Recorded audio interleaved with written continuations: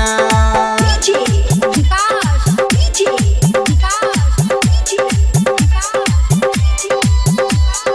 बोली बोली बाबा विश्वनाथ की जय।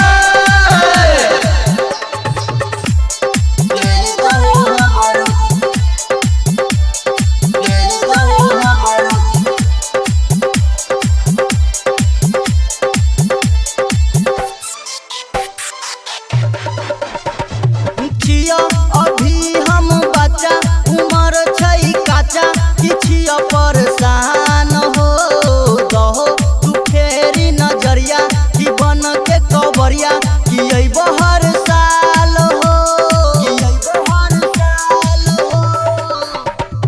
छिया अभी हम बच्चा उमर छै काचा किछिया परेशान हो दहो तू फेरी नजरिया कि बन के कबरिया कि अइबो हर साल हो।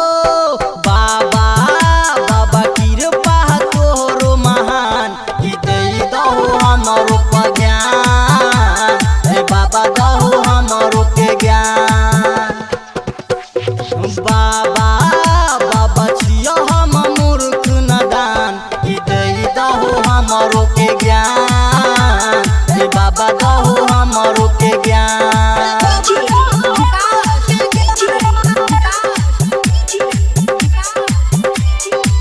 बोली बोली बाबा विश्वनाथ की जय।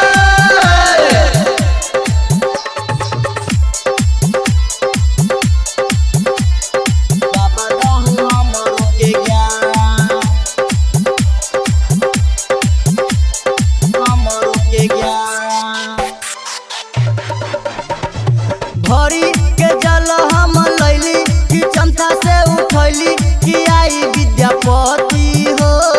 हमरो के सुना बाबा तो नजर उठाब बदली दमती